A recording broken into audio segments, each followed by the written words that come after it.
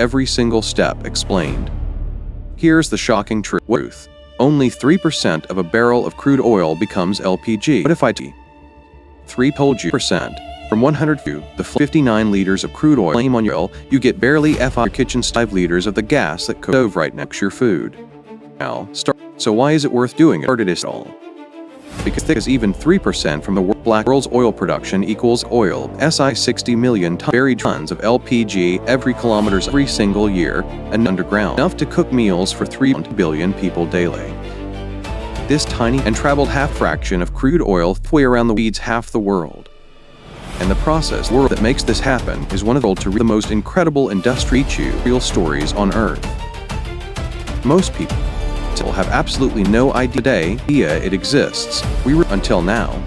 Revealed. Let's start from the very beginning. Journey. 3 kilometers underground.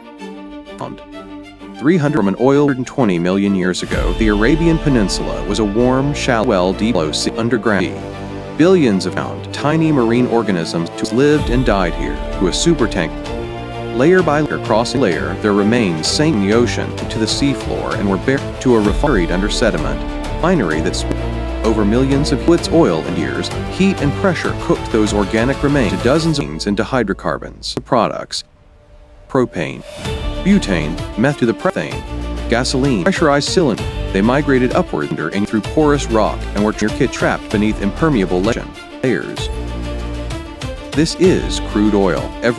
The crude oil mixture single step contains thousands of different molecules, from the light gases like propane and butane, to medium weight fuels like here's the shocking gasoline and diesel, to heavy tar and asphalt at the bottom.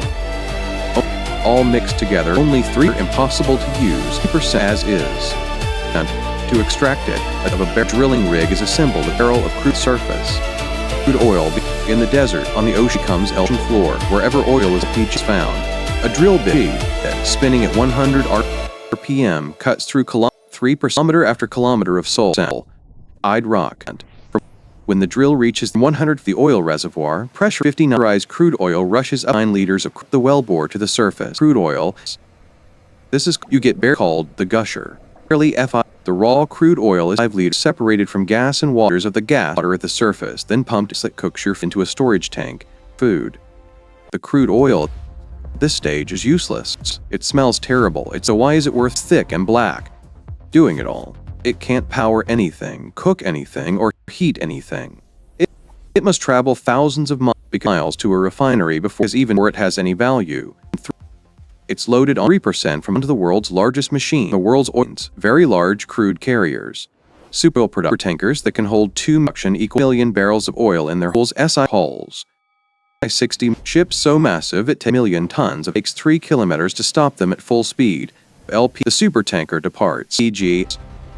For the next every 14 days it crosses the ocean, carrying hundreds of millions of enough to dollars worth of crude oil cook meal to a refinery on the other side for 3 side of the world.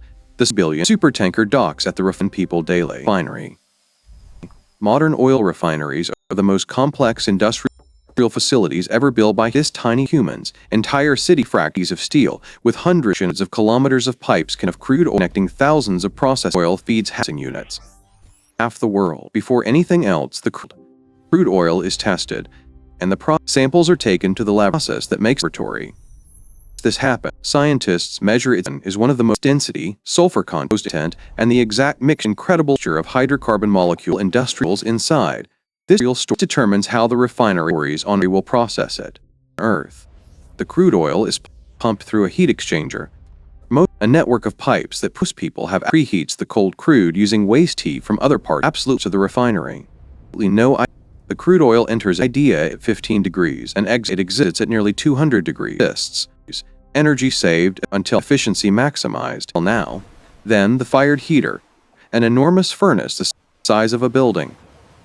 The preheated crude let's start from the oil is pumped through pipe very begins inside this furnace where it reaches 350 degrees Celsius. At this temperature, the oil kilometers underly vaporizes. It's ground now ready for separation. The hot crude, now a mix of vapor 300 and liquid, enters the bottom of the atmospheric distillation unit. This is the tall tower 20 million years ago, or at the heart of every refinery. The Arabian Peninsula was a warm, shallow sea. Billions of tiny marine organisms lived and died here. Layer by layer, their remains sank to the seafloor and were buried under sediment. Over millions of years, heat and pressure cooked those organic remains into hydrocarbons. Propane, butane, methane, gasoline, they migrated upward through porous rock and were trapped beneath impermeable layers.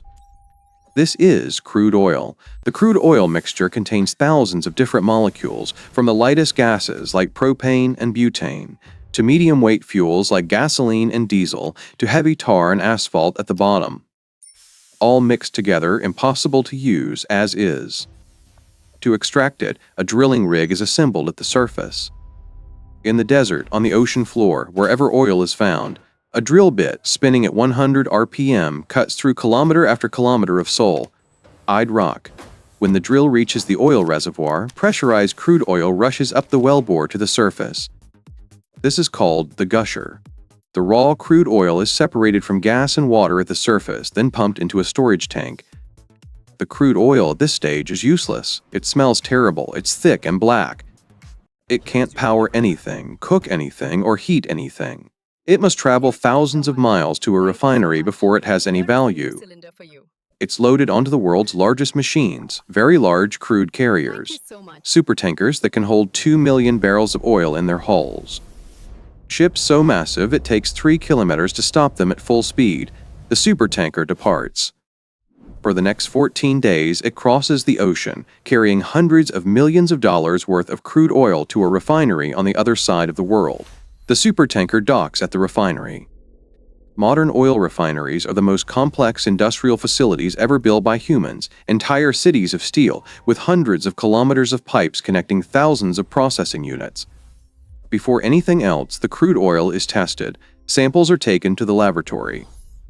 Scientists measure its density, sulfur content, and the exact mixture of hydrocarbon molecules inside. This determines how the refinery will process it. The crude oil is pumped through a heat exchanger, a network of pipes that preheats the cold crude using waste heat from other parts of the refinery. The crude oil enters at 15 degrees and exits at nearly 200 degrees. Energy saved, efficiency maximized. Then the fired heater, an enormous furnace the size of a building. The preheated crude oil is pumped through pipes inside this furnace where it reaches 350 degrees Celsius. At this temperature, the oil partially vaporizes. It's now ready for separation. The hot crude, now a mix of vapor and liquid, enters the bottom of the atmospheric distillation unit.